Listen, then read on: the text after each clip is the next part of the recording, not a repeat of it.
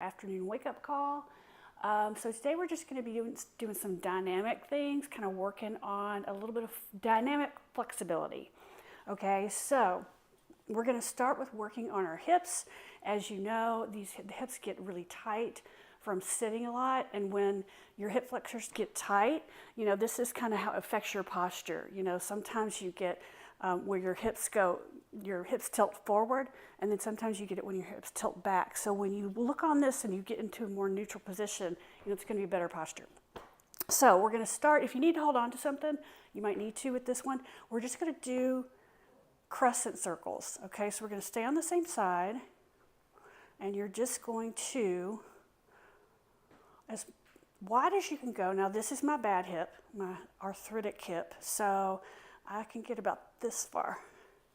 So this is challenging your balance, but it's also giving you like a little nice massage in that hip. So this is an external rotation. So you should be feeling it in that hip joint, and really brace your core. This is a nice core workout. So when you brace your core, you have more better balance. And if you focus on one thing in the distance, that'll help you keep your balance. Good, we're going to do the other side. So now this hip I can go a lot further. My flexibility is a lot better. So my balance is good on this side. Good, so try to take your time. Again, hold on to something if you need to. It's nice to work on your balance, but I really want this to be the focus. Good. Feels very different from one side to another. You can kind of tell which side is tighter. Good, one more. Okay, now we're going to do hamstring stretch. Okay, so if you need to hold on to something, do so, but we're just going to kick the leg up. Okay, now you don't need to keep the knee straight, and you don't have to kick very high. It all depends on your flexibility. I want you to go as high as you comfortably can. So you should feel a stretch. At the same time, again, we're working on your balance.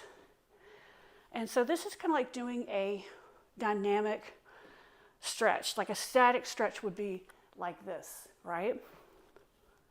So I think it's good to have a mixture, especially if you're doing a warm-up. Dynamic stretches can be great. At the end of your workout, you want to do more static stretches because you're cooling down and you want to work more on your flexibility. This, we're working on both, but we're also just getting the blood moving to the lower body and the upper body.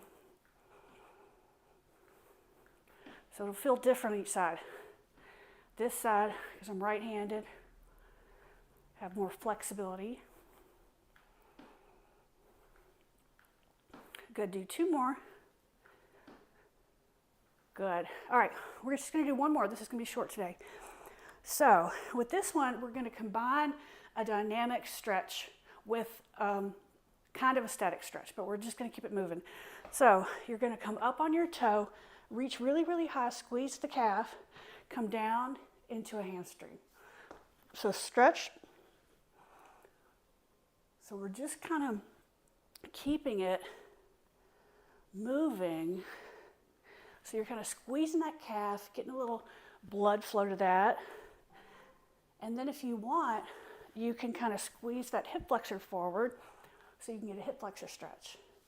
So this is also a nice one I like to do in warm-ups because it just kind of gets all the muscles in your body. You get like a little squat here, get a stretch, and then you get a calf raise. Good, one more. All right, I'm going to go to the other side. All right, so we're going to come up and then down.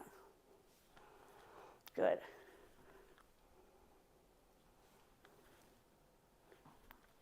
Perfect. That feels good.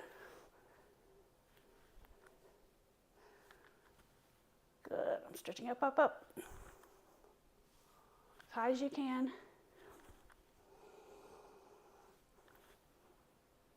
Good. I want to do one more. Up and down. All right, that was our afternoon wake-up call. So here's Huckleberry in his usual spot. This is his afternoon nap. But we're going to go for a walk soon. We're going to get some exercise, both of us. Say bye, Huck. Bye.